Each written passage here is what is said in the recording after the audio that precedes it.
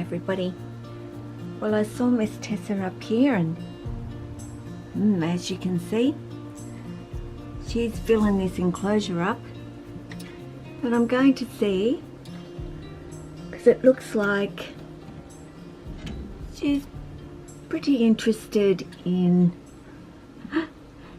coming out. You just get to see some of her colours and patterns too up against that glass there. Okay, I see you. I truly see you, but just don't focus. Focus. I notice with this camera, gotta have the light going.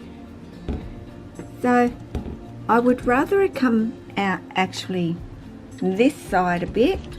Oop, don't bump your nose. Don't bump your nose. Are you going to come out and say hello? No, it's this way. Over here. Over here, darling. Over here. Coming? Are you coming? Hey? Are you coming? It's touching her tail. Not being too bothered by that. Hello! There you go. The door's open. What do you think? Hey? What are you thinking? You'd like to come on out with me tonight? Hey? Do you want to come out with Mum? Oh. Still, you know, that sort of a girl. She's better. But look how big she is. Like in length now, guys, she's twice the size of this enclosure. And I've really got to move my butt and somehow sort something bigger out for her at the moment. I mean, the reality of it, she curls up over there, or she curls up over there, or she goes down in a hide and curls up. It's, yeah, they take up the tiniest little amount of area. For me, their home, they rest there. That is pretty much what they do.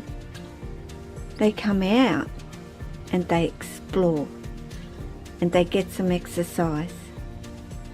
That is, you know, what coming out for your snake is in their enclosure, is just where they go to rest and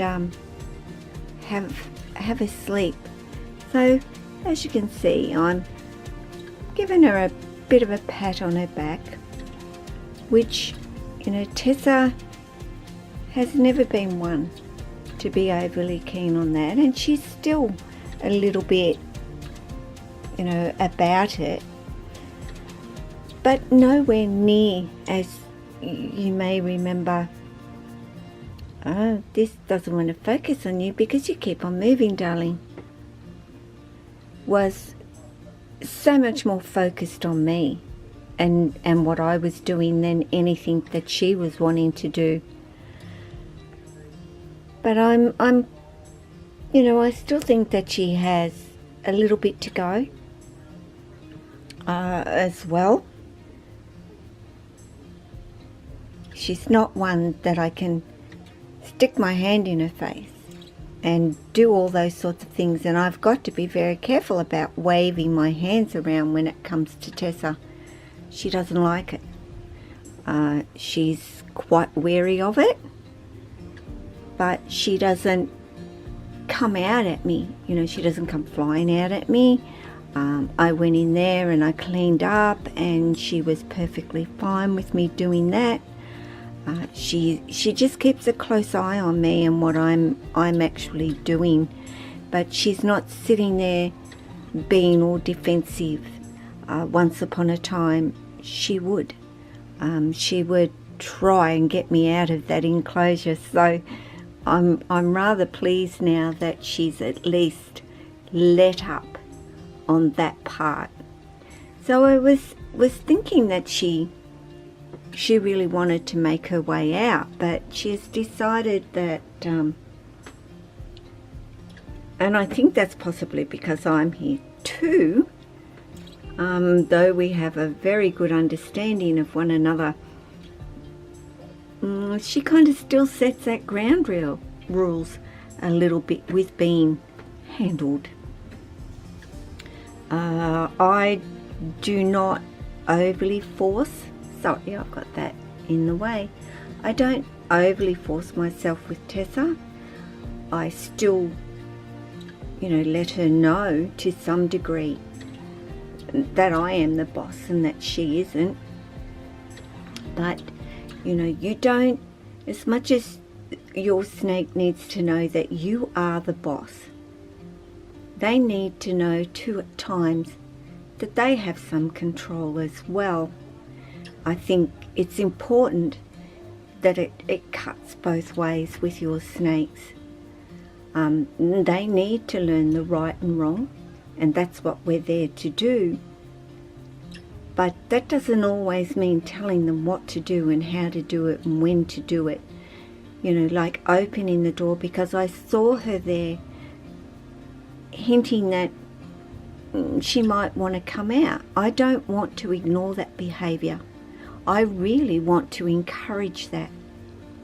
I don't want to be the one that is going in and pulling her out all of the time. It's wonderful to have a relationship with your snakes when they are the ones at the door, specifically asking you if they could come on out. And with time, and with Tessa it's taking a bit of time, but I know that eventually that is where she will end up with me. I'm not in a major rush at all. More the point for me is to continue to build that trust and that bond, and for her to see, plus I've got a strange object in my hand. It's not just my hand at the moment, it is something, to some degree, especially for Tessa, is very foreign, because I don't use my camera very often. I don't video her every time I've got her out, because I want to be able to chill with her and relax with her and concentrate on her and not what video I'm getting of her. So she's growing and growing and growing and growing, of course. But that's what snakes do. They grow. And Bredlis, they do, guys. They grow fast and they get to be pretty big snakes in terms of their length. Girth-wise, not overly girthed, but as you can see, she's a beautiful size actually at the moment, but certainly getting way big for this home.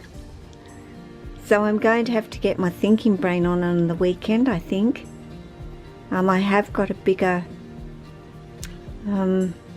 heat panel actually already sitting there waiting for this girl to use in a higher enclosure, which is what Tessa is going to need. Are you going to go up on there? I don't think so. She's trying to get up on the fan. That is what she's doing. You're allowed to come on out. Honestly, I might need two hands with Jesse because he feels insecure. I need two hands with Tessa because she's so long. She definitely needs the two hand on her. Yes, I know I touched your back.